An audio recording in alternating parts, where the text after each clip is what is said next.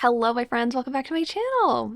Today, I am going to be doing the mid-year book freakout tag. I'm going to be telling you what books I have been having a good time with, what books have not really been striking my fancy, and what I'm looking forward to for the coming months. I can't believe we're already over halfway through 2024. It feels like time has really been flying. I have only done this particular tag once or twice before in the past, and I feel like I always see people doing these, and they're just fun. It's a fun, casual little video, which is why I'm sitting in a casual little spot, and I just thought we could talk about, yeah, all the stuff I'm loving, hating, and all the stuff in between. But before we get into that, before we collectively freak out together, I have to tell you about the sponsor of today's video, Skillshare. Now that I am a full-time content creator, I've really been thinking a lot about how I can level up my skills. When you are working a full 9-to-5 job and trying to do YouTube on the side, you don't really have a lot of time to think about growing your business, growing your brand. Now that I have more time on my hands, I want to use that time in a way that is productive and in a way that is pushing me to where I want to go in terms of my online presence and my business brand, if you will. And with classes and learning paths on Skillshare, it has been really easy to learn all of the things that I have been desperate to figure out. Skillshare is the largest online learning community for creatives with thousands of classes led by industry experts across content creation,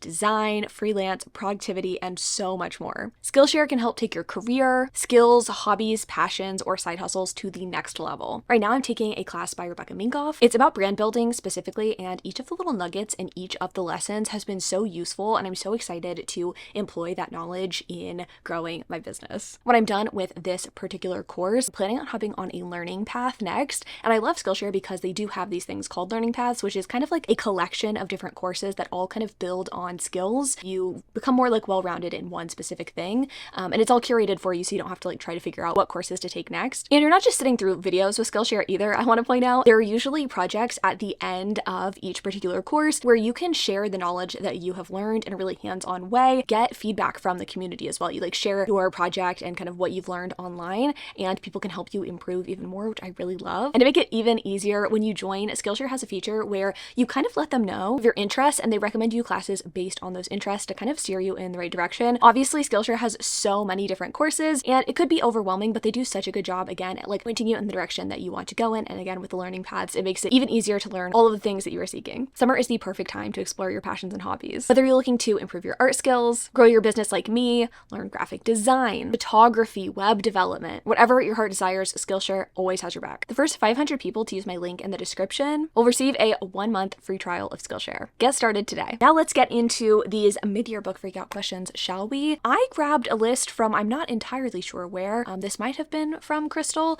I will say the questions circulating are not the same for everybody, and I don't really know why that is. I have 14 questions. We're gonna answer them. Let's get into it. First up, best book that I've read so far this year. This is such a freaking hard question to answer because I've not had very many 5-star reads, but the ones that I have had are all, in my mind, fairly equal. They're all new all-time favorites. They're all really solid books, and to narrow it down was really challenging, but I was able to do it. I was able to narrow it down to just 2 books, and they are both romances. Are we surprised? Are we shocked? The 2 that have really captured my heart and are books that I'm going to think about for just years and years to come are Just for the Summer by Abby Jimenez and This Could Be Us by Kennedy Ryan. Both of these books, I think, share in their depth and in their heart. As I age, as I get old here on the internet, I just really love romances that care more about character development in a broad sense, not just in a, oh, we're gonna fall in love and bone sort of sense. I want my characters to grow in themselves and then also grow in the romance together. And in both of these books, we have heroines who are incredibly strong,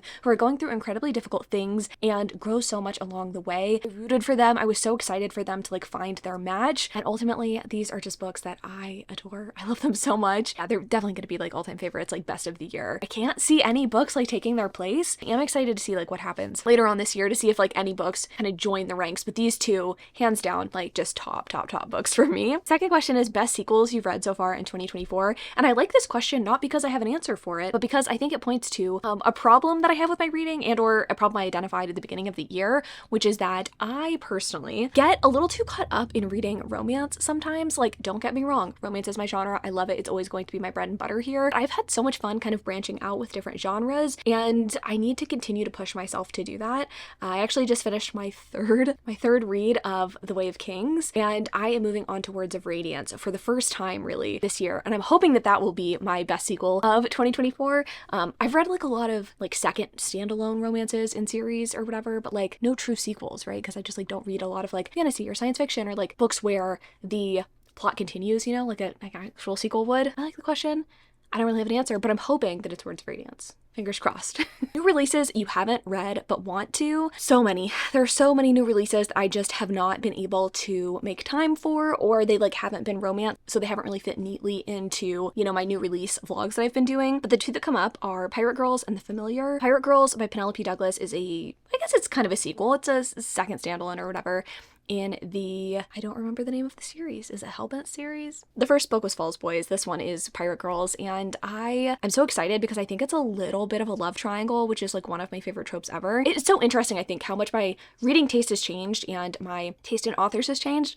Not that I don't still have fondness for Penelope Douglas books, but it surprises me that I wasn't just like dying to pick this one up when it came out. But when I was kind of perusing my TBR and like the things that I know that I want to get read this year, that one like did stand out to me still. It was still something that I want to prioritize. But tastes are changing, tastes are evolving, but Pirate Girls for sure. And then The Familiar by Leigh Bardugo. That one, again, I don't think I got to because it's not a romance. And I've heard such mixed things about this one. Kind of like Ninth House, like not everybody loved that one. I did. So I'm curious to see how this goes. Not super big into historical fantasy, but if anyone can make me like it, it's Leigh. So fingers crossed that I like one or both of those books.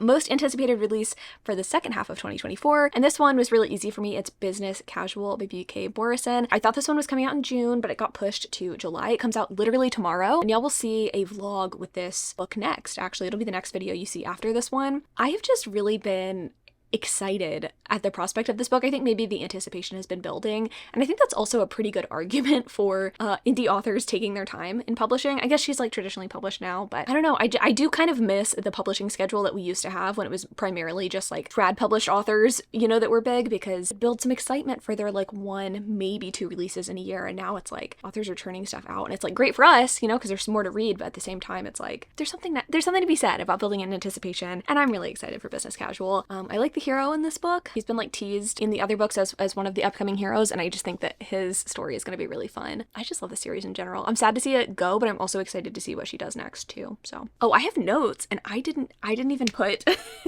a note down for this one. Biggest disappointment, I can actually answer this kind of like off cuff. It's The Rom-Commers by Catherine Center. Yeah, I think it is. I was so excited for this book. I really thought that this one was going to be fun based on the premise. It disappointed me because not only was I looking forward to it, but once I got started, I was like, oh, this is good, and then midway through it really was not good. So it was just all around a book that let me down. Like Hello Stranger by this author also let me down last year, and I thought that was maybe a fluke because I've liked pretty much everything else she's written, but I'm thinking that maybe like her adult romance stuff just isn't for me, and that's hard to accept because this book is so pretty and like elements are there, they just never really tend to add up to something that like is swoon worthy for me. So yeah, this sucked. The hero was just abysmal. He was a terrible person, and I didn't want to read about him. So all right, biggest surprise. I actually have two for this. One is a new to me author, and one is an author who I have never enjoyed in the past, and I had a 5-star read from them this year. First is On the Same Page by Haley Cass. This is a sapphic romance that I picked up for a KU video. Y'all, this book is so good. This is definitely one of those books that was kind of in the running for like best romance or like best book so far this year because it's just so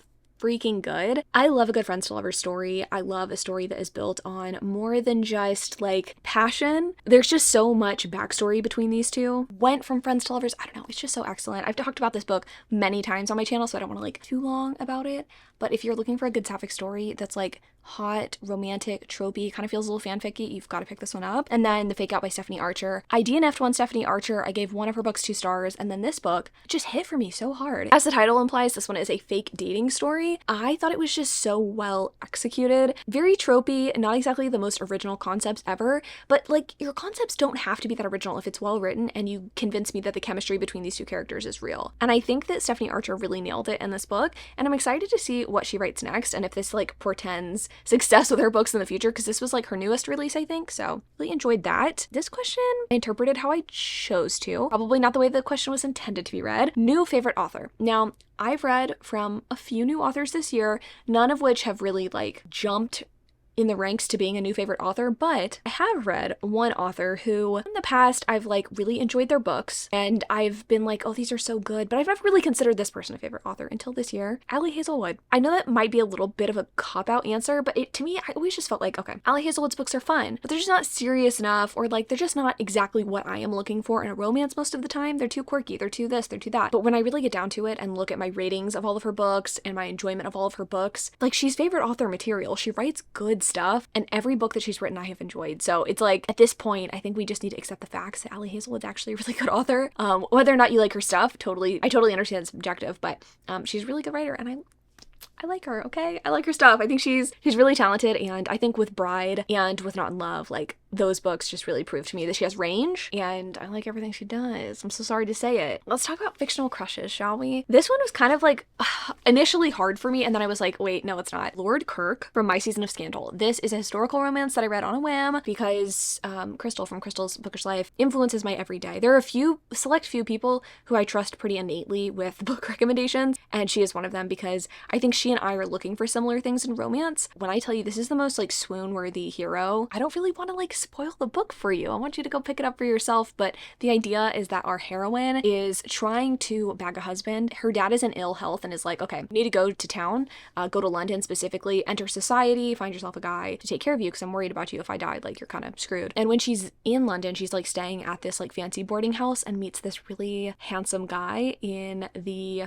House of Lords who's trying to do a lot of like change, trying to enact a lot of change. And he's a little bit of a player, but he's a really well-meaning guy. Like he's trying to get shit done. And they kind of strike up this friendship, and they recognize so much about each other on such a deep level that was so fun to read. Like sometimes you'll read a historical romance and you're like, oh, they're attracted to each other, that's cool, like longing glances or whatever. No, these two, like their personalities meshed well. They aligned on a deeper level, and the groveling that this hero has to do at the end of the book, I don't even know if I'd call it a grovel. This like giant declaration of love is one of the most swoon-worthy things that I've ever read in a book. Like romance central, baby. I think the book is worth reading just for that scene alone, but the book in general was very enjoyable. So Lord Kirk, you can get it. Thank you so much for your service. Newest favorite character, just generally, this was also kind of a tough one for me because I guess I came to the realization, or just like self-reflection, that while I want characters who feel real, I don't tend to really think about characters when the book is done. Like maybe a really swoony hero sometimes. Not normally like the heroine. Like I don't tend to think about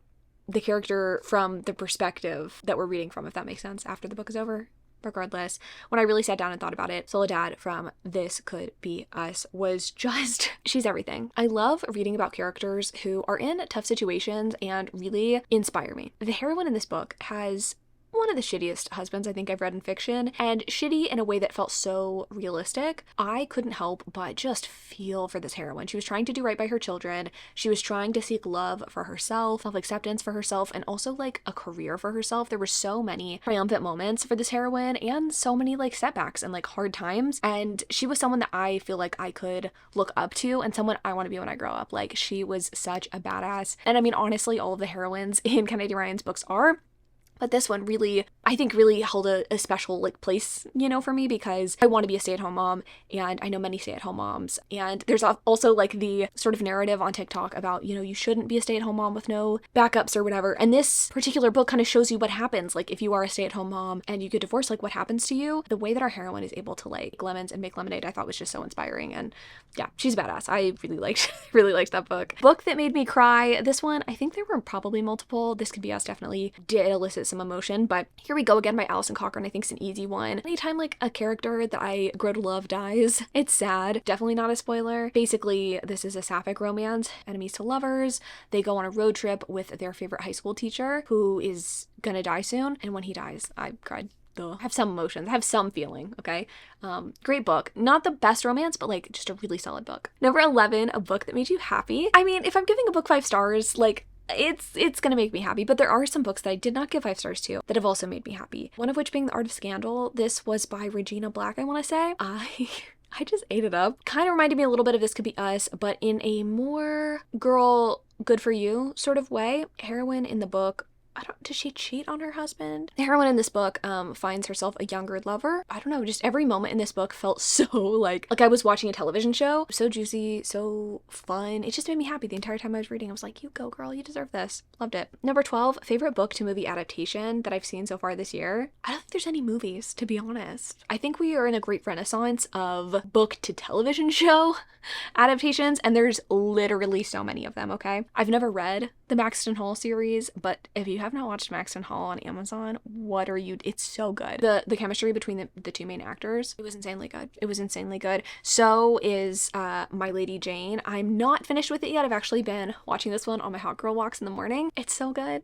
It's so good. It's not exactly like the book, which I did actually read back in the day. It's a YA book. I would say this show is more like not YA. So good. So fun. I think we need more of it in the future. Bridgerton, also so fun. I guess Dune came out this year, and the Dune book sucks, so the Dune movie was great. I don't know, y'all. So many good adaptations. We're so lucky to be living in this day and age, and I just think we should all be more appreciative of it. Then we have our last two questions. Most beautiful book you've bought this year. I actually don't have them in front of me, which sucks. I wish I could just hold them up and show you. I purchased the Afterlight editions of B.K. Borison's Love Light Farm series. Like I said, I'm super excited for Business Casual. And since I like the first 3 books in the series, I think I'm gonna like the 4th. So I got the whole little box set. Each book represents a different season. And so when you take off the dust jacket, they're beautiful. I'll try to insert a picture right here of what they look like. But yeah, I'm pretty hyped. I'm pretty hyped about these. I hope they come in a timely fashion because I don't want to have 2 copies of Business Casual, but it's fine.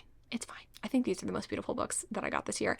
Honestly, I don't really buy that many special editions, and y'all let me know if this is something you've noticed, but I feel like increasingly on Instagram, I see these shelves, 5-6 shelves filled with only special editions, mostly of YA fantasy or adult fantasy, and I'm just like, this is not cheap, right? The amount of books that I have is obviously an investment and not cheap. I cannot imagine the amount of money that it would cost to get special editions of every single book that you own, or I don't know, it's crazy.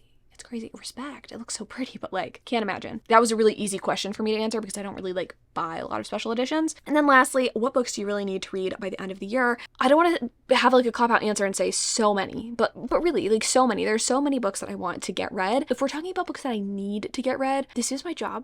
I am running a business. So there are some books that I feel like I do need to read for videos that I have planned that I think will be successful and or that you might like. And the one that comes to mind, top of mind, is my video that I'm going to do. It's a list video where I read the 76 most popular books of the past decade, list on Goodreads, and it really consists of a lot of genres that I don't typically read from. So I think it's been kind of challenging for me to want to dive into one of those books in between a romance or a fantasy, right? I read back-to-back romance and then pick up All the Light We Cannot See. I don't know. It's not vibey. It's not really what I personally want to do, but I always feel good once I have read one of those books. I feel oh wow, I understand part of the cultural zeitgeist, or I don't know, I'm more cultured now. I think I've gotten through maybe half of them, but I really want to do a list video where I just break them down.